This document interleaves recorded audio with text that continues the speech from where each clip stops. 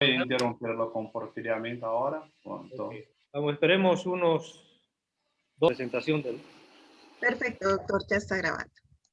Espera un ratito, espera. Cuando usted quiera. Muy buenos días, doctores. Doctor Quevedo, puede iniciar.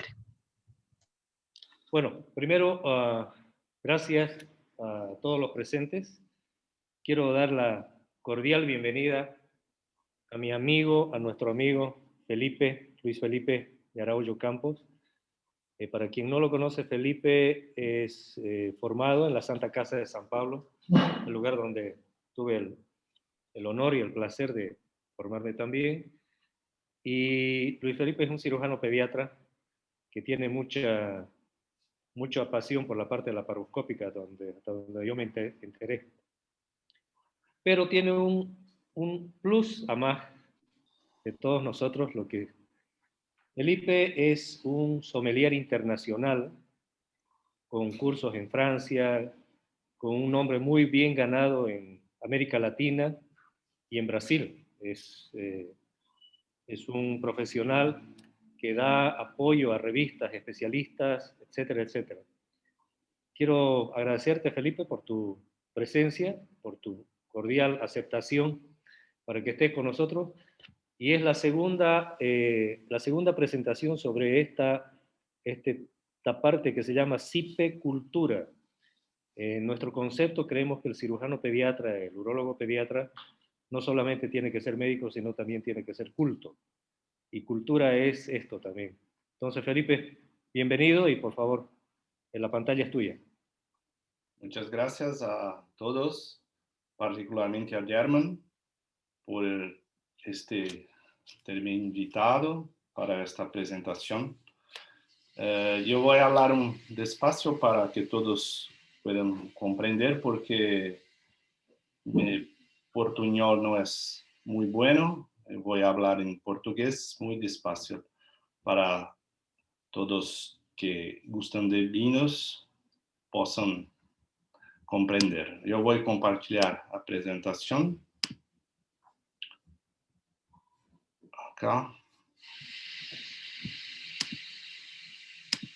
Bom, este é meu Instagram, o Instagram relacionado a vinhos. Quem gostar de vinhos, quiser seguir, está aberto a todos que possam seguir.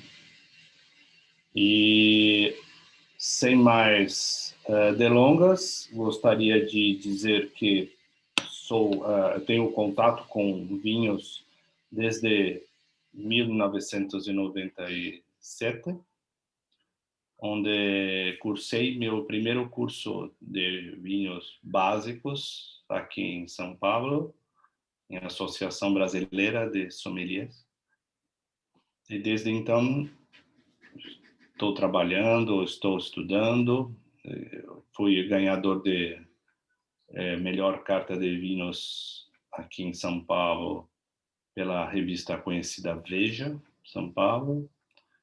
E é um prazer estar aqui com vocês para dividir um pouco este conhecimento. E nós vamos falar um pouco de princípios do vinho, degustação e harmonização, que todos vocês estão muito interessados para harmonizar os vinhos de comida. E gostaria de deixá-los à vontade para perguntar a todos o que quiserem. Todos podem perguntar o que quiserem. Estou vendo que tem um colega aqui na sala, Dr. Núncio. É um prazer, encontrei com ele hoje de manhã, saindo do plantão. Então, estamos todos conectados, ainda bem. Gostaria de começar falando sobre a origem da videira. Como médicos, como estudiosos, todos vocês se lembram de que todos os seres vivos são classificados em ordem filogenética, por ordem, família e gêneros. A videira não é diferente. pertence a uma ordem chamada Vitalis, de uma grande família chamada Vitácea, que inclui 15 gêneros. Estes gêneros, um deles é a Vitis, que dá origem ao vinho. Outros são muito conhecidos, eu não sei como se habla em Bolívia, Cipó, que Tarzan utiliza. Não sei como era o nome em Bolívia de Cipó. E temos outros como que crescem na parede de várias casas, como este aqui à esquerda, que acabam pregando na parede, são todos desta mesma família que inclui trepadeiras, são estilo de plantas trepadeiras. Então, há o gênero Vitis, que vai dar origem à Vitis vinífera, que é a que faz vinhos. Dentro da Vitis viníferas temos Cabernet Sauvignon, Chardonnay, Taná, todas as espécies conhecidas de Vitis, e outras espécies de Vitis, como as Vitis americanas, que são as uvas para consumo, são as uvas menos nobres, diria assim, que não produzem vinhos de qualidade como a Vitis vinífera. Bem, quando vocês miram este cenário muito guapo, muito belo de Andes, com todas as videiras de nossos... Aqui é Susana Balbo, de Argentina, um cenário muito edificante, muito bonito. Todos nós pensamos que as videiras são assim, que na verdade, como são trepadeiras, como a dicho, não são, na natureza, elas não se apresentam desta forma. Elas se apresentam desta forma na natureza. Este é um vinhedo em Chile, Don Julio, que tem mais de 100 anos. Tive o privilégio de visitar. É um vinhedo que ainda produz, é feito um vinho chamado Selvagem, da vinícola Bouchon, que alguns de vocês devem conhecer. É um vinho feito com estas videiras que crescem desta forma selvagem na natureza, ou seja, não é conduzida pelo homem, que nem o slide anterior. E como apareceram essas videiras, né? Vamos lá atrás para entender o que aconteceu. O primeiro relato de vinho que existe em literatura é o que temos na Bíblia. Na Bíblia, a segunda caída do homem é quando Noé se embebedou em Gênesis e se despiu, ficou nu perante seus filhos. Este é um dos relatos que temos sobre a existência do vinho. E por que alguns lugares temos esta certeza que foram cultivadas as videiras? Porque, como todas as plantas, as videiras, elas têm 3 tipos. Temos as plantas masculinas, temos as plantas femininas e temos as plantas hermafroditas. Antigamente, o que pensavam os agricultores primitivos? Aquelas dão frutas e aquelas não dão frutas. Quais davam frutas? As femininas, polinizadas pelas masculinas, e as hermafroditas, que tinham os 2 sexos na mesma planta. Isso o Dr. German já está compreendendo, fazendo um paralelo com nossos pacientes. Desorden del desarrollo sexual. Exato. Então, exatamente. Então, qual foi a tendência dos pueblos primitivos? Vamos cultivar solamente aquelas plantas que produzem frutos. Então, com o passar de anos, as plantas masculinas foram removidas e, consequentemente, as plantas femininas, sem a presença delas masculinas, começaram a ser plantas que não produziam mais. Então, também foram removidas. Então, solamente temos plantas hermafroditas. E nos lugares onde se acreditam que começou a ter a produção, a condução da videira, encontramos fósseis de plantas hermafroditas, somente plantas hermafroditas. Então, o que se acredita é que neste lugar que temos somente plantas hermafroditas era onde se cultivava a videira. Esta é uma foto da estrada militar de Geórgia, perto do Cáucaso, onde os romanos falavam que era o fim de todo o mundo terminava nessas montanhas, onde se encontraram essas fósseis hermafroditas. Então, se acredita uma visão eurocêntrica, porque atualmente sabemos que China pode ter plantado antes, mas uma visão eurocêntrica que os primeiros cultivadores estavam neste local.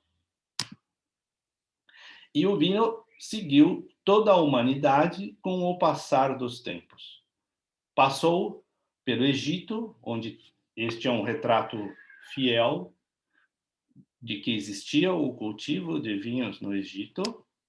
Passou pela Grécia, passou por Roma, passou por várias sociedades onde foi representado através de pinturas e esculturas. Reis e rainhas foram coroados com muito vinho. Passou pela sociedade moderna, representado por pinturas como essa de Renoir, até chegar a tempos atuais, para quem conhece Romero Brito, um artista brasileiro radicado nos Estados Unidos, que gosta de usar com uma certa frequência o vinho nas suas obras de arte. De qualquer forma, o vinho nos acompanha desde o início dos tempos e, portanto, nós precisamos entender o que é o vinho. Esta aqui é uma foto da finca de Cero, em Mendoza. É um lugar muito interessante de conhecer, de visitar e degustar os vinhos. Já era uma recomendação para quem estiver em Mendoza, finca de Cero. Bom, o que é o vinho? Para nós outros que somos médicos, fica fácil entendermos uma equação de fermentação alcoólica.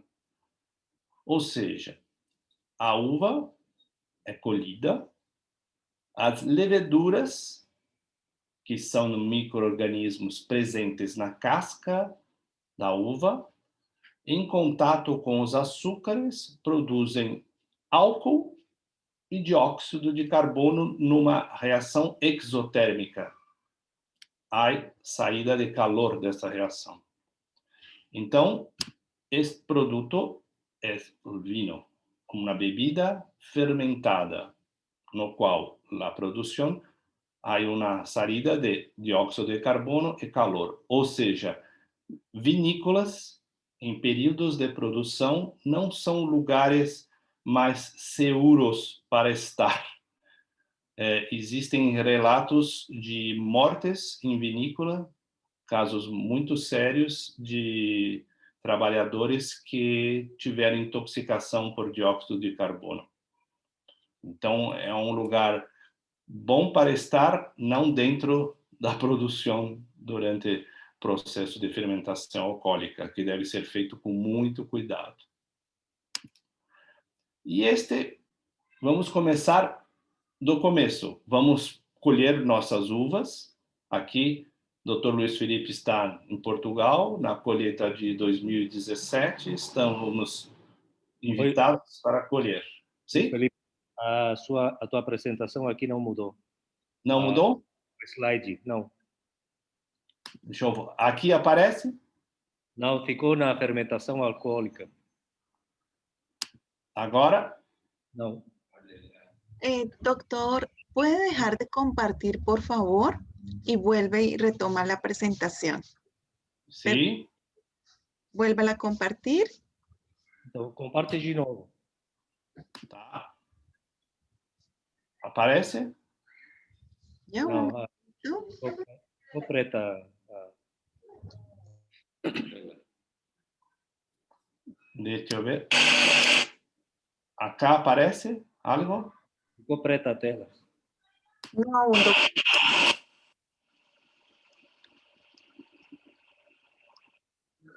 Agora?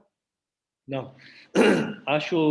Sugiro que você saia e entre de novo, né? Eu acho. Deixa eu ver aqui. Compartilhar a pantalha. Provavelmente posso compartilhar a pantalha de novo. A hora? Não. Está ficando preto. Estranho. Que eu saia da sala e volte? Eu acho, sim. Sim, eu acho melhor. Minutinho, já volto então. Só um minuto. A compartir, bueno, vuelva a ingresar y vuelva a compartir para que se desbloquee de pronto lo que tienes un bloqueo en la presentación con respecto al Zoom. ¿Ya? Esperamos. Vuelva a ingresar. Esperamos, Felipe. Eu vou sair e então regresso. Ok, quiero aprovechar para saludar a mi amigo Héctor del Uruguay. Héctor, un abrazo. A Polo de México. ¿Cómo estás, Polito? Espero que estés bien. Está mi esposa, Katy. ¿Quién más está? Felipe volvió a entrar. Sergio Calderón. Bienvenidos todos. Lucía. Pronto. Ahora. Está desativado o compartilhamento de tela pelo anfitrião. Un minutito. Te voy a nombrar, Felipe. Angie. Ya, doctor. Dele anfitrión. Ya, ok, ya, Felipe. Ahora? Perfecto. Ahora sí. sí. Sim. Ok. Tem um slide anterior que tem um vídeo, talvez isso tenha travado o compartilhamento da tela. É isso aí. Deixa eu ver. Aqui, você consegue ver? Tá bem. Estamos vendo muito bem.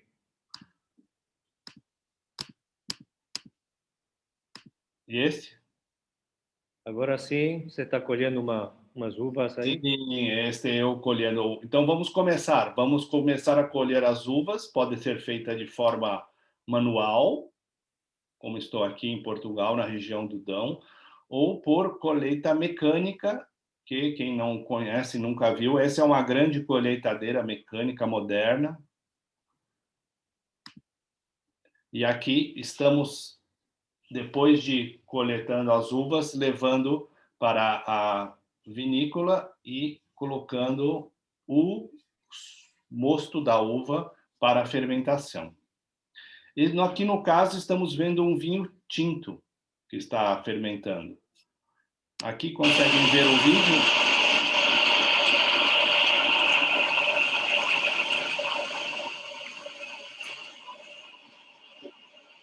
Aqui conseguirão ver uma rosca de Arquimedes, que é a rosca infinita, uma como ala despalizadora,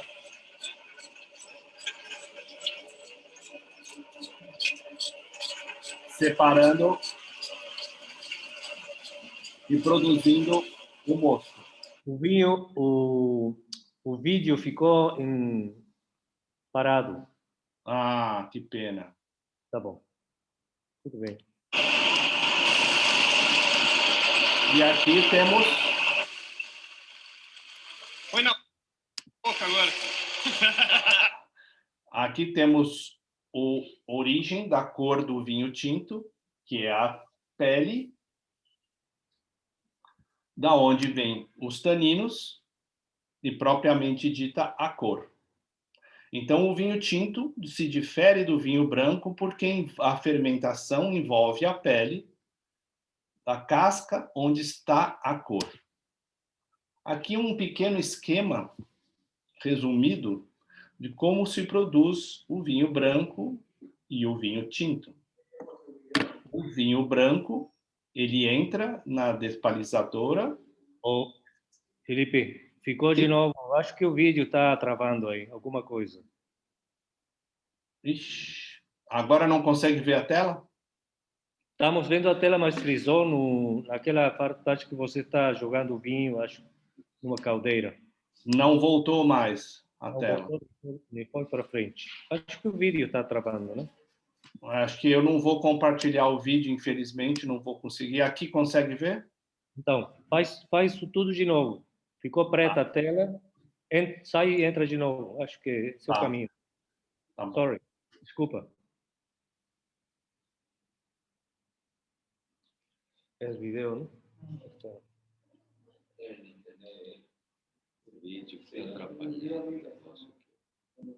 Pronto? Ok. Eu vou te dar Aqui o... já está compartilhado. De anfitrião. Pronto? Perfeito. Então, aqui um resumo do que acontece, né? O vinho branco, ele entra na despalizadora, existe a separação, né, dos engaços com as bagas, e depois ele passa por uma prensa. Esta é a prensa, que tem uma grande borracha dentro que insufla e comprime os bagos contra a parede. E o líquido é recolhido aqui embaixo. Depois de recolhido embaixo, ele vai para a fermentação, passa por barrica, aí de repente depende de cada produtor. E depois engarrafado. No vinho tinto, depois que ele passa pela despalizadora, ele não vai para a prensa, porque nós precisamos da casca para dar cor, ou seja, ele vai direto para o processo de fermentação, fermenta e depois vai para ou barrica ou engarrafamento. A prensa, ela é utilizada para você pegar aquele finalzinho, espremer o finalzinho. Não é um vinho de tão boa qualidade quanto o primeiro vinho, mas quando você tem um grande produtor, ele acaba utilizando o que chamamos de vinho de prensa para aumentar o volume produzido. Partindo desse pressuposto, vocês já podem entender que o vinho rosé é um vinho feito não com mistura de uva branca e uva tinta. Ele é feito com um tempo menor de contato do vinho com a casca. E dependendo do local onde você está, né, por exemplo, Provence vai ficar 3, 4 horas em contato, outros lugares vai ficar 24 horas em contato, vai ter um vinho mais claro, um vinho mais escuro, um vinho mais encorpado, um vinho mais leve. Então, isso é a característica do vinho rosé. O único lugar do mundo onde o vinho rosé é permitido e é feito com boa qualidade, na mistura de uva tinta, de suco de uva tinta com suco de uva branca, é a Champagne. É o único lugar do mundo onde o champanhe rosé é o produto desta mistura, e é um vinho de extrema qualidade, porque o vinho produzido, tinto e o branco, são de altíssima qualidade. Aqui embaixo parece uma superfície da Lua, mas na verdade é um vinho branco fermentando. E onde nós vamos ter essa produção? Onde que se produz vinho? Classicamente, isso é uma visão clássica, e atualmente com a mudança climática global, isso tem mudado muito, e vocês sabem que tem mudado porque no Brasil, e tanto no Brasil quanto na Bolívia, nós temos exemplos de vinhos que são produzidos um pouco fora desses paralelos aqui. Paralelo 30 e 50, Norte, 30 e 50 Sul. São as regiões clássicas de produção de vinho. Mas, repito, isto tem cambiado muito nos tempos atuais, por causa do climate change. E vamos degustar. Quem tiver vinho, quem tiver as taças, quem tiver as garrafas e não estiver trabalhando e puder degustar neste horário, sinta-se à vontade e vamos entender como é o princípio de uma degustação. Degustar nada mais é do que beber prestando atenção. Então, vamos usar 3 sentidos: a visão, o olfato e o paladar. Vamos degustar os vinhos prestando atenção nesses 3 sentidos. Na visão, vocês têm uma infinidade grande. Felipe, não mudou a visão. Oi? Ficamos no sentido do olfato. Não cambiou para Não. aqui. Poxa, meu Deus do céu, o que está acontecendo? Deixa eu ver aqui. Não tem vídeo aqui.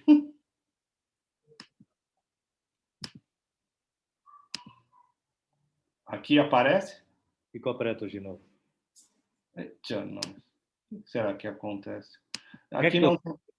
Héctor, ¿a ti te queda también negro, Héctor, la pantalla? Sí, dice sí. Sí, igual. Sí. Vou sair e vou retornar. Está bom. Es la configuración de su... Good morning, Dr. Dan. Welcome to the wine degustation. Ah, yes. We are on the meeting. Thank you Yeah. for coming. No, thanks for the invitation. It's very interesting. Yeah. Okay, doctor. Okay, sigamos. Visual. Ya mostró a tela tu visual.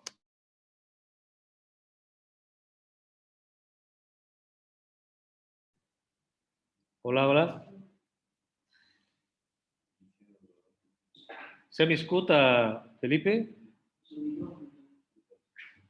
Teu Oi, microfone. alô? Agora sim, agora sim. Está aparecendo agora Tá, tudo bem. todas as cores do vinho?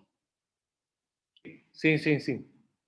Então, esta é uma grande diferença, né, que existem entre cores de vinhos brancos, vinhos rosés, vinhos tintos. Existe uma quantidade muito grande de cores para serem utilizadas nas nossas degustações. Geralmente usamos amarillo, rubi, tawny, são nomes bastante comuns nas descrições de vinhos, mas isso é para o expert, podemos deixar para nós outros que falamos normalmente, como amarillo, vermelho, rojo, como marrom, o que vocês puderem perceber da cor. A gente costuma inclinar o copo a 45 graus contra uma superfície branca para determinar a cor. Aqui, você mira, Herman, ok? Está passando o slide? Está perfeito. Obrigado. Aqui temos exemplo de vinho com idade de 28 anos e vinho jovem. Podem mirar a mudança de cor. Os taninos eles vão sofrendo um processo de polimerização e essa cor vai cambiando com o passar dos anos. Do aspecto olfativo, German vai falando se a tela interromper, por favor. Tudo bem, tranquilo. Aqui, o aspecto olfativo, vamos tentar dividir em grandes grupos, como frutas, que ustedes pueden captar, sentir os aromas, flores, ou vegetales, ou herbáceos, temperos, o que puderem perceber no vinho quando estão degustando, tentar reconhecer algum aroma conhecido de vocês. Com relação à madeira, é muito fácil para alguns senti-la, ou para outros não é muito fácil. La maioria sente a madeira como um toque de baunilha, tostado, café. Isso cambia muito dependendo de onde vem a madeira. Se é de França, se é de América do Norte, se é uma barrica norte-americana, se é uma barrica francesa. Então, este aroma cambia, mas de forma geral, aromas de madeira como la tosta, café, el baunilha. Vamos para o aspecto gustativo. Se conseguem mirar acá, tudo ok, German? Perfecto, tudo bem. Temos uma diferença que poucas pessoas compreendem, e aqui temos que falar despacio, porque há diferenças entre o gosto e o sabor. Para o gosto, nós temos sensações básicas que sentimos na língua. Este mapa é um mapa, confesso, desatualizado, porque não há mais esta divisão. Sabemos que todas as papilas sentem o mesmo em diferentes partes da língua. Mas existe uma concentração de gostos em regiões. Então, se existia este mapa antigamente, para tentar ser de forma didática, facilitar a degustação. Então, temos salgado, dulce, azedo, amargo e uma sensação que é mais nova, chamada umami, que é o gosto de Ajinomoto, que não é nem salgado nem dulce. É um té intermediário. Sabor é uma sensação um pouco mais complexa, porque dependemos de nosso paladar e nosso olfato. Quem já tentou saborear uma comida estando com seu nariz cerrado por uma gripe, por uma influenza, é muito difícil para nós outros sentirmos o sabor da comida. Como tente pegar uma bala de hortelã e chupar a bala com o nariz tampado. É um exercício muito interessante de fazer para sentir que não há sabor, como se você abre as narinas e com as narinas cerradas. É uma diferença muito grande. Então, este é um importante aspecto para sentirmos, porque sabor é uma sensação mais complexa do que o gosto, que é mais objetivo. E do ponto de vista gustativo, o que temos em vinho que podemos fazer um paralelo com nossos gostos, que acabamos de descrever? Os vinos têm corpo, acidez, doçura e álcool. Isto será sentido durante a degustação, pero que os vinos tintos têm outro componente que é o tanino, que está na casca, que dão a cor que já havíamos mencionado. O amargor era uma sensação descrita que, em algumas situações, pode ser bem-vinda, outras, em excesso, não é boa. Então, esta é a tentativa de sistematizar uma degustação do ponto de vista gustativo, era analisar estes parâmetros e, através deles, estabelecer uma série de parâmetros, como vinho tinto, rosé branco, frutas, peso, álcool, pH, que diria acidez, e, portanto, estabelecer se um vinho é um vinho redondo, como dizemos em Brasil, não sei como diriam em espanhol, um vinho mais equilibrado, ou num vinho desbalanceado. Temos vinhos equilibrados pelo centro, como vinhos equilibrados pela periferia, dando notas para esses temas de aroma, color, persistência. Quando o vinho é um vinho mais magro, porém equilibrado, é um vinho bueno. O vinho blockbuster, como aprecia um grande conhecedor que admiro, Mr. Robert Parker, que now is retired. Agora ele está aposentado, não degusta mais, mas gosta muito de vinhos encorpados. Aqui, representado por esta linha azul. Vinhos desbalanceados são vinhos que têm muito álcool, por exemplo, muito tanino, e não são balanceados com color, com aromas, com frutas. São vinhos que são solamente interessantes em alguns aspectos. E vamos harmonizar estes vinhos com comidas do dia a dia. Este é o primeiro livro que existiu, um dos primeiros, sobre arte de matching wine with food. E é um princípio muito interessante, porque você pode ter atum, tuna, with Georgia Lindquist aqui, com belo Pinot Noir de Monterey County. E esta é uma combinação de peixe com vinho tinto.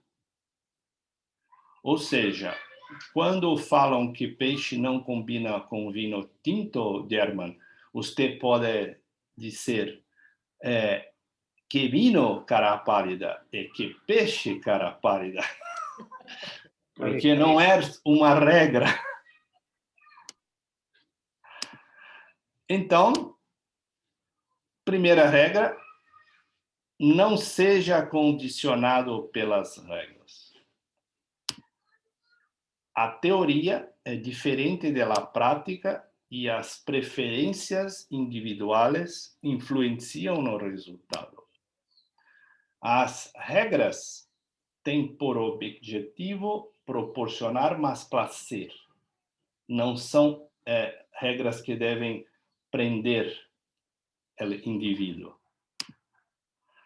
As harmonizações são feitas por contraste ou por similaridade. Vamos dissecar o prato. Primeiro aspecto, peso. Peso é uma coisa importante quando vamos definir o prato. Temos componentes, temos texturas e teremos aromas. Os componentes de pratos são como os vinos: acidez, amargor, doçura, salgado, taninos, álcool. Por exemplo, uma compatibilização por acidez. Aqui em São Paulo, dizemos a macarronada de mama, com muito tomate, acidez alta de tomate. Necessitamos um vinho que tenha o mesmo grado de acidez. Por exemplo, um Chianti, que é baseado na uva Sangiovese, cuja característica é a alta acidez.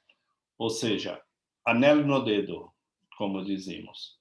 Uma combinação muito interessante para este tipo de prato. Um aspecto importante para ressaltar é a amargor. Se você quer uma comida amarga e junta com um vinho amargo, este amargor vai se elevar à 10ª potência. De onde vem o amargor del vino? Da madeira e tanino, ou seja, vinhos muito tânicos, como Taná, por exemplo, que você tem em Tarija, um belíssimo exemplar de Taná. Se juntar com alguma comida com muito amargor, vai ter, se você gosta, não há problema, mas amargor muito elevado, muito alto. Isto, para a maioria das pessoas, não é uma sensação tão agradável, porque, fazendo um paralelo, os venenos na natureza são amargos. Então, para os seres humanos, o amargor não é uma sensação tão apreciada para a maioria.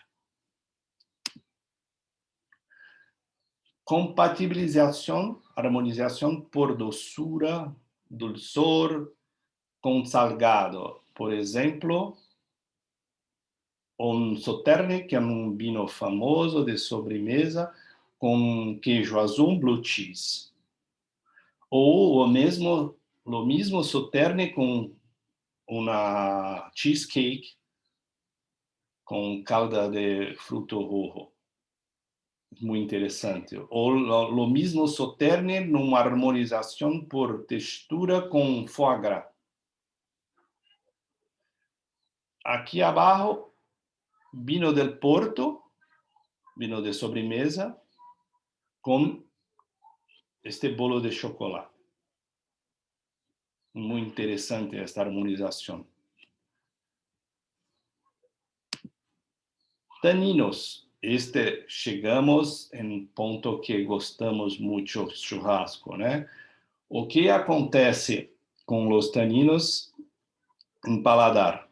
Necessitamos de um vinho que tenha um tanino para polimerizar aquela gordura, suculência, para que esta sensação de salgado pueda passar pelo palato de uma forma mais tranquila.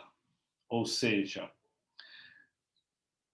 o tanino em vinho vai abrandar a sensação de carne roja. Ou seja, não estou falando de churrasco muito passado, não sei se compreende. Eu gosto de churrasco mais mal passado, ao ponto, em Brasil nós outros dizemos sola de sapato, não me gusta muito. Não Esse é o jeito. Comida. Mal passada é melhor. Mal passado é melhor, é isso aí. Então, outra compatibilização por textura, aqui, no caso, uma famosa coxinha que temos no Brasil, crocância, que você come e o sentido, a sensação na boca é o crust. Esse crust, ele é muito bem-vindo com sparkling wine, borbulhas. Então, por textura, existe uma compatibilização, uma harmonização muito boa. Aqui temos uma compatibilização por aromas. Um grande vinho como um Barolo, com aromas muito complexos, de trufas. Aqui um filé alto com um purê e um foie gras com aromas entremeados por flores e frutas. É um prato muito complexo, com grandes aromas, que precisa de um grande vinho para essa compatibilização ocorrer de uma forma interessante. Combinação clássica, Malbec, churrasco, Aqui um grande vinho, Massal, 1945, um vinho orgânico, com um churrasco. Outra combinação muito comum aqui em São Paulo, o German deve ter comido muito em plantão aqui, pizza com Barbera. Barbera é uma uva que tem muito acidez, também vai muito bem com a pizza de queijo. Você não comeu muita pizza aqui, German? Muita pizza, mas não tinha dinheiro para vinho. Ah, nem podia, né, no plantão. Tinha muito paciente para operar, né? Aqui um clássico. Esse aqui é um Bœuf Bourguignon, d'accord? Que é um vinho francês, um Pinot Noir de Pernod Vergelès, um Bourgogne. Esse aqui é um vinho, é um Burgundy wine, é uma combinação muito boa porque o próprio molho deste picadinho de carne é feito em parte com o vinho tinto da Borgonha. É muito interessante, é um cozimento que demora por horas. Se não me engano, na Bolívia vocês têm um prato muito parecido com esse Bœuf Bourguignon, correto? Temos vários, temos pratos assim, claro que sim. Aqui, para quem tiver mais dinheiro, pode combinar o Bœuf Bourguignon com Romanée Conti. Isso aqui é acho que não é para a grande maioria dos cirurgiões pediátricos. Aqui acho que Quanto está esse vinho, mais ou menos? uma safra nova vai custar em reais entre 17 e 20 mil reais. Não vai dar aqui 3, 4 mil dólares.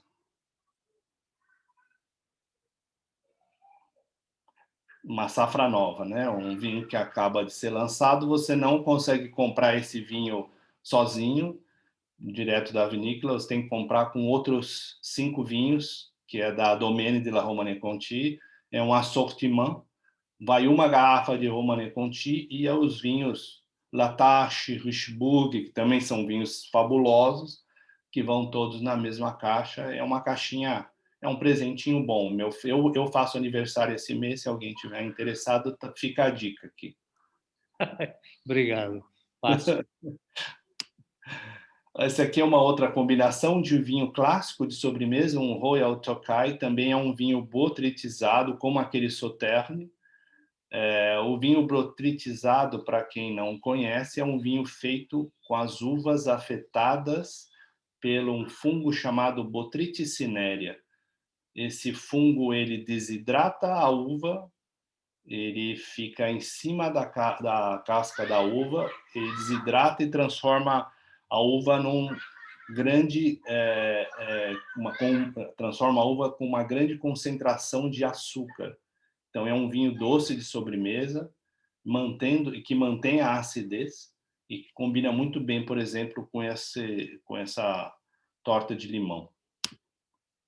Aqui um vinho que eu gosto muito, aqui em casa não pode faltar, que é o Jerez. Felipe, agora parou de novo, frisou.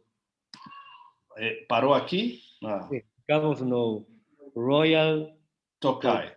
Tokai. Eu vou interromper, vou sair e já volto. Um minuto. Interessante, né?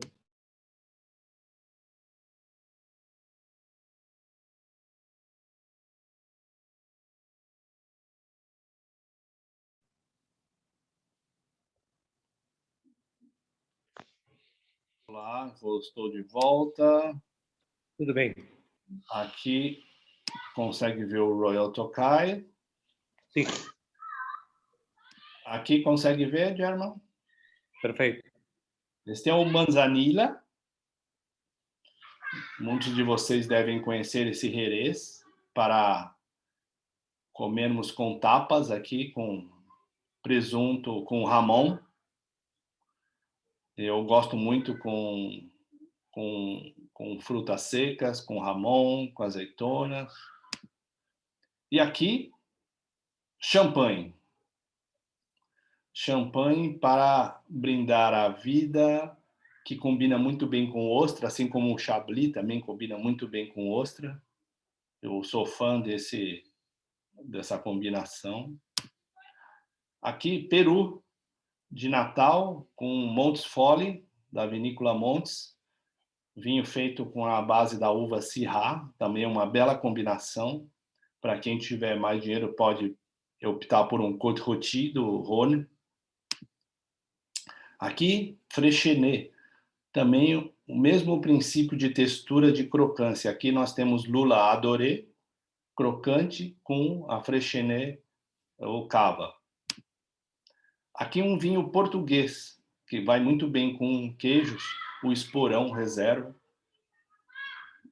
Isso aqui é uma coisa que não pode faltar na minha casa também, queijo e vinho e pão. E esse é uma grande descoberta que eu tive o prazer de conhecer há algum tempo atrás. A produção de vinhos na Bolívia, ela começou na planície, no Santa Cruz de la Sierra, e atualmente voltou para lá nas regiões mais altas. Ainda assim, a região que produz mais vinho na Bolívia, vocês devem saber muito mais que eu, 78% vem de Tarija. E é uma região junto com o Vale de Sinti, que eu ainda não conheço nenhum vinho do Vale de Sinti. Conheço somente... A tua opinião do Aranjuez Tanat? Eu queria dizer que eu me impressionei muito positivamente. É um vinho produzido em altitude, mais de 2.000 metros. E, conforme eu disse, a gente tem os limites clássicos da viticultura, e onde a gente não tem frio, a gente busca o frio, então, para produzir a videira. Busca o frio e busca a ausência de chuva. Então, em Tarija, nessa altitude, nós temos mais frio, temos essa altitude, uma grande quantidade de sol, e faz amadurecer uma uva tão difícil, às vezes, quanto a Taná. Esse vinho me impressionou. Eu tenho até hoje na minha cabeça exatamente o que eu senti desse vinho. Gostei muito, e tem muitas regiões da Bolívia que estão aumentando a produção. A gente sabe que foram os seus vizinhos aí, peruanos, que acabaram trazendo, junto com alguns missionários espanhóis, o vinho para a Bolívia. Historicamente, é isso que eu tenho de dado. Se vocês tiverem alguma outra informação, gostaria de saber. E com esse vinho, eu gostaria de agradecer ao Germa me colocar à disposição de vocês para perguntas. O meu portunhol é muito ruim, peço desculpas por ele, por essas interrupções de tela, e gostaria de ficar à disposição de vocês aí. Muito obrigado, Germa, obrigado a todos. Muito obrigado, muchas gracias, querido Felipe. Mira, vamos a dejar abierto las preguntas, pueden hacerlas al vivo porque somos pocos. Aquí tenemos un amigo del Uruguay que son también famosos por el Tanat. Héctor, ¿alguna pregunta? Aprovechemos No, ahora. me gustó mucho, ¿me escuchan? Sí. Perfecto. Sí.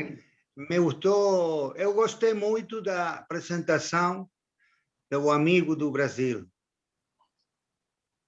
Muitas graças. Desculpa por meu português. Está ótimo, melhor que o meu espanhol. Não é portunhol, esse é espapor. El Tanat, a mí el vino que me gusta más es el Malbec. Pero debo reconocer que Uruguay está produciendo muy buenos vinos. Tanat, por supuesto, está produciendo Merlot, Cabernet Sauvignon y Syrah, cada vez mejor. Yo desconocía que Bolivia estaba produciendo vinos Tanat y vinos y otro tipo de vino. Pero tengo que reconocer de que a veces es imposible tener el conocimiento de todos los lugares donde se está haciendo vino y probarlos además. Yo creo que todas aquellas enseñanzas que sacamos de Europa, de los vinos franceses, de los vinos italianos, de los vinos españoles, hemos podido adquirir la enseñanza y producir cosas muy buenas acá en Sudamérica. Yo hace muchos años probé vinos blancos en el sur de Brasil que eran excelentes. A pesar de que a mí el vino blanco es de los que me gusta menos, en la zona de Río Grande y en la zona del sur de Santa Catarina, yo probé vinos blancos muy buenos, que se dio a conocer en Brasil y en el mundo, en todo Brasil y en el mundo, mucho tiempo después. Por eso es que a veces uno se sorprende cuando viaja a un país y empieza a probar vinos. Yo ni siquiera sabía, por ejemplo, que en Belo Horizonte se hacían vinos. Sí. Yo desconocía hasta que viajé hace unos años a un congreso, hace muchos años ya, hace como 8 años o 10 años que viajé a un congreso y me dieron a probar los vinos que hacían allí en Belo Horizonte. Yo no gusté mucho en ese momento de esos vinos, pero supongo yo que en 10 años mejoraron mucho el vino. Entonces es bueno, en la charla que tú diste, aparte de lo general, el hecho de incluir lo que se estaba haciendo en Bolivia, que en lo personal acá hay mucha gente que no sabe que en Bolivia se hacen vinos. Y vinos de calidad, porque tengo justo a raíz de la charla ahora esta, un amigo de Brasil me comentó que había estado en Santa Cruz de la Sierra y había tomado buenos vinos. Y me llamó la atención, yo digo, habrá tomado vinos de otro lado y los tomó en Santa Cruz de la Sierra. Y no, eran vinos de Santa Cruz de la Sierra. Él no me dijo qué vino había tomado, pero yo supongo que él probó el Tanat. Así que de vuelta me parece que fue muy buena tu charla y creo que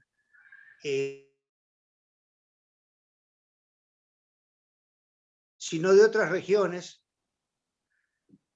Acá se está haciendo muy buen Syrah en el norte porque se ha asesorado mucho con los australianos, por ejemplo. Y yo he probado vinos de California, por ejemplo, excelentes. Entonces no hay que cerrarse a un lugar. Yo creo que hay que aprovechar los conocimientos de todos esos lugares para después hacer una experiencia personal. Pero lo que hay que recordar es que el vino no se hace de un día para el otro. A veces demora mucho tiempo en conseguir un buen vino en un lugar determinado, en un país determinado. Gracias y te felicito. Muchas gracias. Héctor. ¿Alguna pregunta? Está abierta ¿alguna pregunta? Nosotros tenemos como comentario, acá en Santa Cruz hay una región que se llama Samaipata, Felipe. Es una región alta, que está a unos 150 kilómetros. 150 kilómetros está, y es una zona bastante de una temperatura más baja. Y tenemos un vino, es un viñedo pequeño, que es de 1750, Ansua, probablemente no lo has escuchado, que es muy pequeñita. Los vinos, como decía Héctor, los vinos bolivianos, comparado con lo que tiene Brasil, lo que tiene Chile, Argentina, y creo que inclusive Uruguay, son viñedos muy pequeños y probablemente no tengan una capacidad de exportación tan grande, por eso no son tan conocidos, pero soy testigo de que hay buenos comentarios sobre los vinos bolivianos. Felipe, ¿qué te lleva? Yo sé que es una pasión tuya, pero ¿qué te ha llevado y cuánto tiempo has invertido en tu profesión de sommelier? Actualmente Eu tenho, na verdade, como a pandemia afetou muito o mundo, né? No momento atual, eu tenho trabalhado muito online com os palestras de vinho, pelo menos 2 ou 3 palestras por semana eu tenho feito em horários diferentes com relação a vinho. Mas o meu investimento grande atualmente tem sido na cirurgia robótica. Então, eu tenho investido muito na robótica e cirurgia minimamente invasiva em relação ao nosso dia a dia como cirurgião ou pediatra. Você sabe que nós, aqui ainda mais na Santa Casa, a gente não para, né? Eu estava comentando com você que eu estava pós-plantão, ainda estou, e ainda vamos para outro hospital agora. E à noite tem uma palestra de vinhos, na quinta tem outra. Então, a gente vai... A pandemia, por um lado, me ajudou para conseguir fazer as atividades online, porque em São Paulo é muito difícil você ficar se deslocando, perde muito tempo só em deslocamento por conta de trânsito. Mas as degustações continuam ocorrendo. Eu tive uma participação grande há cerca de 2 semanas num jornal aqui que chama o Estado de São Paulo, grande. A gente fez uma reportagem bacana sobre vinhos. A gente tenta mesclar, né, para poder aliviar um pouco a cabeça do que a gente vê todo dia no hospital. Humberto, nuestro amigo Humberto de Paraguay. Querido Humberto, ¿por qué no abres tu micrófono y haces la pregunta directa? Sí. Hola, buenos días. Hola, buenos días. Bueno, muy buena muy buena la iniciativa realmente. Además muy original y salir un poco de, como dicen, de la rutina del trabajo y del estrés laboral. La pregunta que yo quería hacer es si qué opina de los blends, porque a mí particularmente me simpatizan mucho también los blends, la combinación de un buen Malbec, Cabernet, un Tanat, etcétera, etcétera. A ver, ¿qué opina el doctor de los blends? Os blends são muito importantes para umas regiões tradicionais, por exemplo, Bordeaux. Bordeaux é clássico blend de Cabernet Sauvignon, Merlot em Cabernet Franc. Historicamente, é importante para Bordeaux, mas, por outro lado, é importante porque as uvas não se maturam no mesmo período de tempo. São influenciadas por las circunstâncias climáticas. Por exemplo, Cabernet Sauvignon necessita de muito largo tempo para toda a maturação. Em Merlot, menor tempo. Então, ao longo de anos, este blend foi se consagrando, foram haciendo os blends por uma questão climática, depois se tornou uma questão tradicional. E também foi se descobrindo que, por exemplo, Cabernet Sauvignon é uma uva mais potente, mais rústica, mais tânica, e Merlot é uma uva mais suave. Este blend se configura de uma forma muito harmônica, Humberto, e isso é muito importante. Taná, por exemplo, é uma uva muito tânica.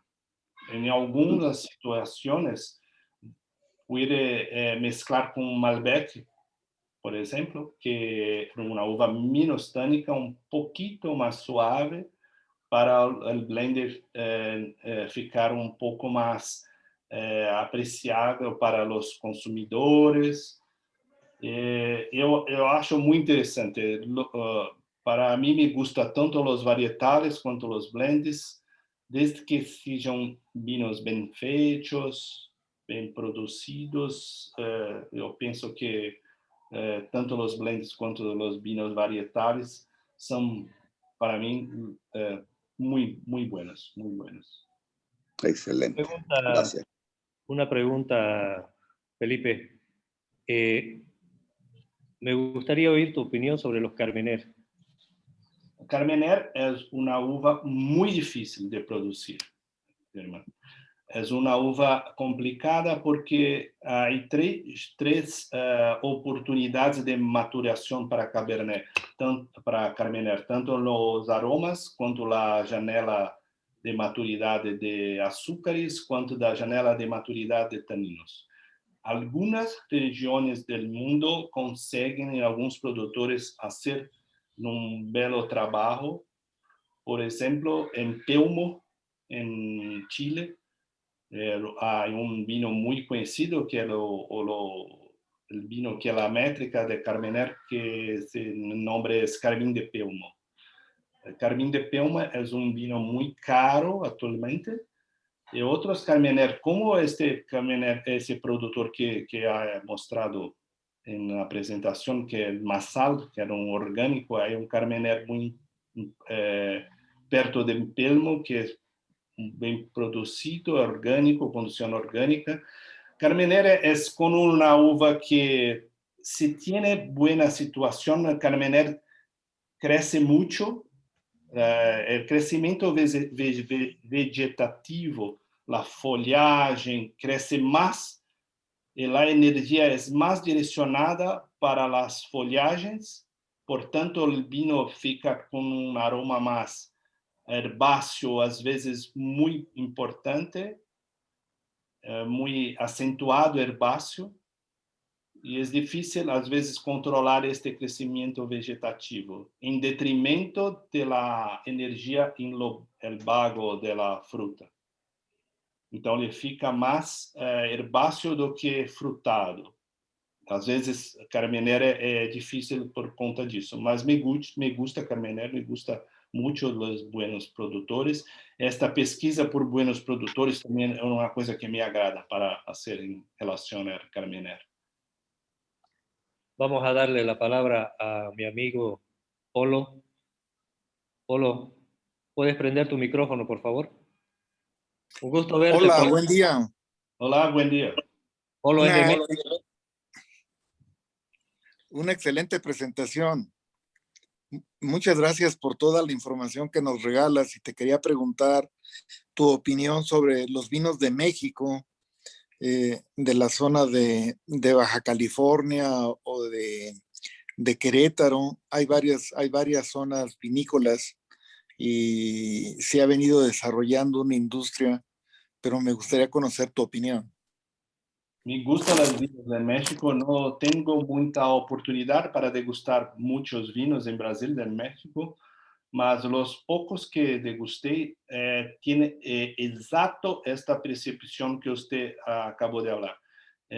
Lo investimento, como los investimentos de holandeses, yo creo que en Bolivia hay mucho investimento de algunos de Netherlands en Bolivia, melhoraram e muito a qualidade general de vinos do México, principalmente em regiões mais conhecidas. São vinos caracterizados por esta este aporte financeiro, as técnicas de vinificação consagradas estão sendo introduzidas em México, mas pero que los buscan ainda uma identidade de local. Não somente as técnicas de vinificação hacen buenos vinos, mas necessitam de uma identificação de local, uma identificação de terroir. Isto não é muito fácil, isso necessita de tempo, isso necessita de muito mais largo tempo para poder ter uma avaliação mais precisa. Mas os poucos que ha degustado recentemente são muito buenos vinos, muito buenos vinos. Temos todas as variedades, temos Cabernet, temos vinos blancos excelentes também, dependendo dos locais. E eu concordo com você que a qualidade está melhor a cada dia que passa. Gracias.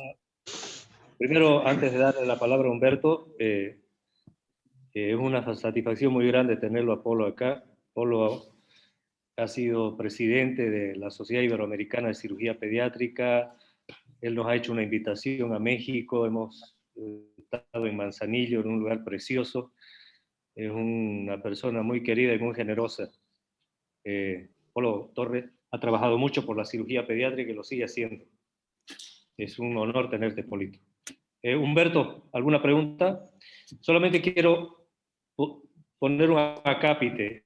Felipe acaba de terminar un turno, está muy cansado. No hay Está muy- problema. Para hablar del vino tenemos mucho para hacer. Lo vamos a aprovechar un poquito. Tengo una pregunta en el chat de René. Ya. Ok. Humberto, mientras veo la Sí, pregunta. sí. Ya, quería preguntarle a Felipe porque o sea, seguramente Germán y Héctor han de coincidir conmigo también en que hay tanta variedad de vinos ahora en las tiendas y de repente a la hora de elegir un vino se pone muy difícil porque uno no conoce las marcas, los orígenes y la calidad, digamos, del vino. Yo suelo recurrir a la aplicación que tengo de Vivino, Sí. le hago la foto y veo la calificación. No sé si los demás hacen lo mismo y esa es la pregunta concreta también para Felipe. Sí, gracias. Ah, sí. Sí. ¿Quieren dar opinión que usan de vino? No, yo uso el Vivino y es como dijo Humberto, yo me guío mucho a veces por la calificación que ahí dan, porque como somos unos neófitos en vino, creemos que conocemos y la verdad que después de tu charla nos hemos dado cuenta que somos una sarta de ignorantes toditos. Y es una, no sé, que concuerdo plenamente, es una guía. No sé, Héctor, ¿quieres opinar algo? Sí, antes que dé la última palabra a Felipe, que es el entendido. Mirá, yo compro los vinos en Punta del Este y tengo un sommelier que ya conoce mis gustos, o sea, me dio a probar determinada cantidad de vinos y ya conoce más o menos mis gustos. Entonces, cada vez que voy a comprar vinos, él me orienta y además me presenta siempre algún nuevo vino que supone que a mí me va a gustar. Casi siempre le pega, o sea, acierta en el gusto, pero es el que me orienta y el que me introduce en nuevos vinos, ¿no? Sí. La pregunta, Felipe, para ti. Básicamente, cuando el productor de vino elige una estrategia comercial, él tenta situar sus vinos en dos campos. Primero, vino que se vendan en supermercados, por ejemplo. Venden sozinhos, simplesmente pelo nombre, pela região, pero ser famoso ou não. Este vino em supermercado é um vino que o consumidor não necessita de um sommelier para divulgar. Mas se eu hablo, por exemplo, de vino que para mí fue mucho especial, como este Tarija de Bolivia. Y voy a hablar de este vino en Brasil y colocarlo en una prateleira de supermercado, no va a funcionar, porque ningún brasileño conoce los vinos de Bolivia, la grande mayoría. Este vino necesita de un sommelier especializado, en una loja especializada, para que se promova o vino ao consumidor. Por isso, meu pensamento, minha tese de formação de vinos que ha mandado para Londres é que é uma obrigação, e aí eu penso mais como médico, como cirurgião pediátrico, nas obrigações sociais. Eu penso que todo o produtor que produz vinho de bulk wine do tipo vinho que se venda muito conhecido, necessita fazer uma educação de consumidor e não simplesmente ficar satisfeito em vender seu vinho comercial e ganhar dinheiro com aquilo. É uma obrigação para mim que o o produtor del vino funcione como um educador, ou seja, você gosta de meu vinho, mas eu vou ensiná-lo que existem outros, de outros patamares, de outros preços, de outras qualidades, que o vinho pode trazer para você. Ou seja, se você tem a plata menor para comprar, pode comprar o vinho mais barato, mas se tem um conhecimento e quer numa ocasião especial, o consumidor deve ser informado, deve ser ensinado para poder escolher onde aplicar seu dinheiro de uma forma mais educativa, melhor. Então, é uma maneira que penso que é uma obrigação de produtores de vinho, não somente vender seus vinhos comerciais, mas sim educar a população. Porque solamente, como diria Guyot, que em francês, que solamente existirão maus bebedores, solamente existirão maus vinhos se continuar existindo maus bebedores. Não sei se compreendem o que quero dizer. Então, ensina os consumidores que beberão seus vinhos básicos e beberão seus vinhos melhores. Claro. Hay una pregunta acá de una de nuestros residentes, sin llegar al extremo de explicar todas, pero dice más o menos cuántas familias de vinos hay. Y largo. Muito largo. Mais de 60 espécies de vinho, mas podemos dividir em famílias. Tinto, branco e rosé, podemos dividir em família still wines, que traduzimos em português para vinhos tranquilos, vinhos fortificados, que são Jerez e Porto, e vinhos sparkling wines, que são espumosos e espumantes. Essas são outras 3 famílias. Podemos dividir as famílias entre grados alcoólicos, podemos dividir entre corpo, são muitas classificações. Eu vi que há uma pergunta no chat muito interessante que sobre o uso de decantadores e aeradores nos vinhos brancos e rosados. Isto não é verdade que não se põe em decantadores.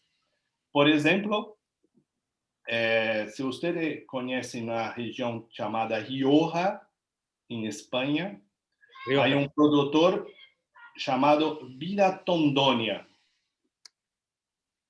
Vina Tondonia é grande produtor que produz dos únicos rosados no mundo. A cada 12, 15 anos ele produz rosados fermentados em barricas grandes de bisabuelo do produtor atual, que necessitam decanter. E há muitos vinhos blancos franceses orgânicos de Loire, por exemplo, para citar alguns, que necessitam decanters. Então, não só a maioria, mas sim se pode colocar, e por que não, em qualquer vinho que você gostaria. Por exemplo, se há um vinho que é muito cerrado, é novo, mesmo nós utilizamos isso para vinhos tintos, coloca em decanter para aerar, solamente para aerar os vinhos. Agregado a eso, Felipe, hay unos aereadores, no sé si llamarle así, Sí. que uno coloca en el momento que va a servir y hace burbuja. ¿Qué utilidad tienen esto? Puede usar para los vinos jóvenes, por ejemplo.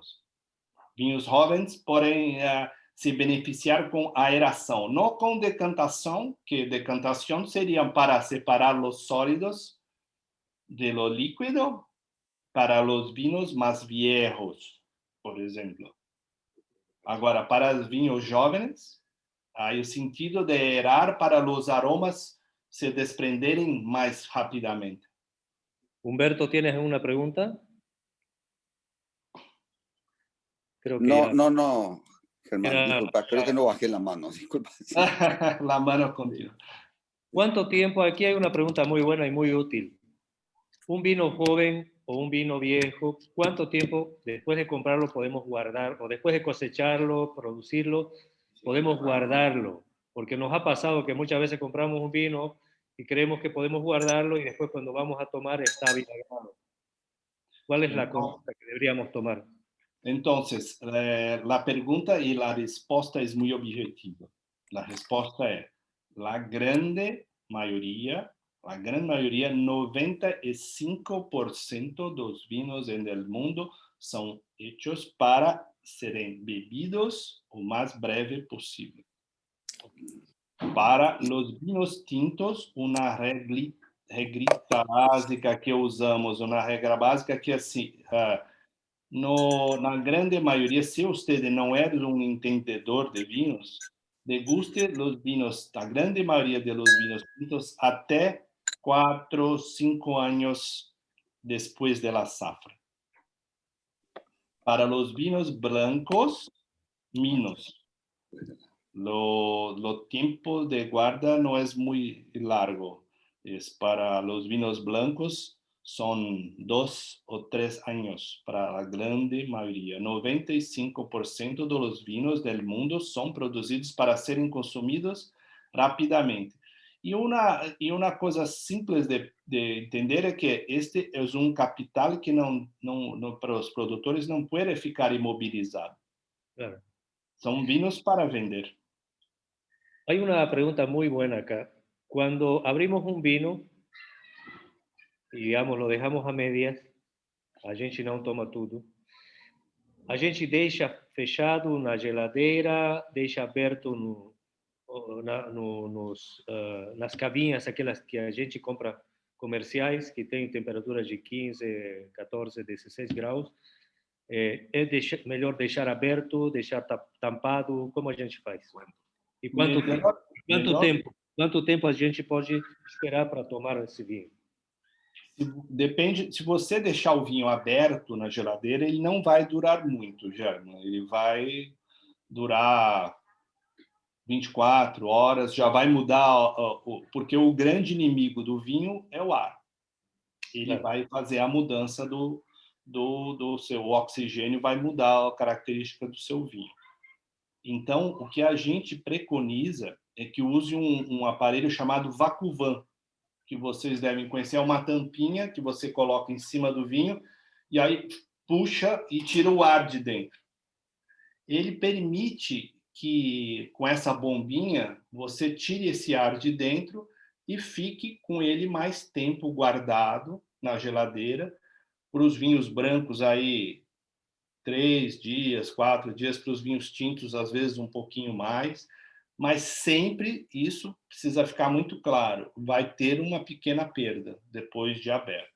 E se não tiver o Vacuvan, a gente tampa e pode tomar em 24 horas? Uma coisa pode tomar. Um vinho do Porto, você pode tomar, esquecer dele lá, dependendo um Jerez, que são principalmente os tipos que são oxidados, foram feitos em contato com oxigênio propositalmente, são vinhos que duram meses na geladeira.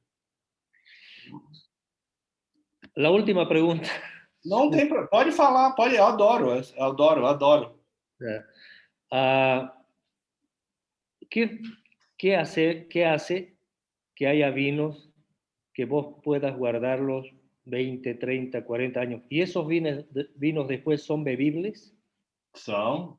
Eu tomei o ano passado, ano retrasado, foi antes da pandemia, nós degustamos um vinho de um conhecido aí que não gosta de falar os nomes, né, para não aparecer, porque ele tem muito dinheiro. 1916. Uau! É um Bordeaux de 1916 que estava incrível, incrível. São pouquíssimos vinhos que conseguem. esse tipo de proeza, porque a grande maioria que sobrevive mais tempo são os vinhos fortificados, os portos, os madeiras, os vinhos que são feitos para envelhecer mesmo, assim, que não tem tantos problemas. Mas os Bordeaux são vinhos que, classicamente, por serem de Cabernet Sauvignon, e Cabernet Sauvignon por ter muito tanino, muita acidez, se o produtor é muito bom, ele dura 100 anos. Tem alguns relatos de vinhos muito interessantes com esse tempo. Mas, assim, raros, raríssimos. Para os mortais, que somos nós normais, qual é o preço de um vinho desses? Assim, um patamar, uma meia. Quanto tem? Não tem preço? Eu acho que é difícil calcular um preço desse vinho. Quem levou na degustação não quis falar o preço que pagou. Eu entrei no site e eles, na loja lá nos Estados Unidos, tinha mais 2 garrafas desse mesmo vinho. Só 2. Então, eu acredito... E lá estava $17 mil. Uau! Então, eu não sei quanto ele pagou. Felipe, mira que... Eu vou falar para o Felipe, para ele, em português. Felipe, eu acho que foi das melhores apresentações, porque todo mundo que entrou, ninguém saiu. Todo mundo ficou. Que bom. Todo mundo ficou.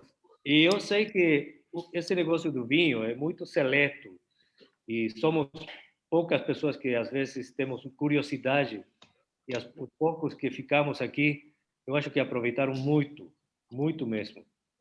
Eu te agradeço muito que você tenha nos deixado conhecer um pouquinho dessa parte tão importante e que a gente tem muita curiosidade. Eu, desde o fundo do meu coração, te agradeço, de parte de toda a nossa equipe, todos aqui estão muito contentes, atentos, e também agradecerle a Humberto, a Polo, a Héctor, a todos los que están presentes, a Katy. Muchas gracias. Muy gentil y muy generosa de tu parte, tu presentación brillante. Muito obrigado. Mais uma vez, me desculpem o portunhol, eu devo falar muitas palavras erradas que devem soar terrível para o ouvido de vocês, mas eu agradeço a oportunidade de falar de uma coisa que eu gosto tanto. Eu ficaria horas e horas aqui sem problema nenhum para falar com vocês, tirar todas as dúvidas. Se tiver vinho junto, então mais ainda. E eu gostaria de conhecer um dia a Bolívia, porque eu não conheço. Você vem, não só pelo vinho, vai ter que operar. É muito bonito, Bolívia. Santa Cruz é muito bonito. Você tem que ir, depois da pandemia, você tem que ir a Santa Cruz. Aí nos juntamos com o amigo Germán e bebemos os vinhos da região. Obrigado. Obrigado. Feliz. Obrigado. Gracias por todo, Felipe. Um abraço. Obrigado. Bom trabalho para vocês. Fiquem em segurança. Gracias. Chao. Gracias. Hasta luego. Chao, chao. Valeu. Até logo. Angie, ¿puede cortar la grabación? Ya, perfecto, doctor.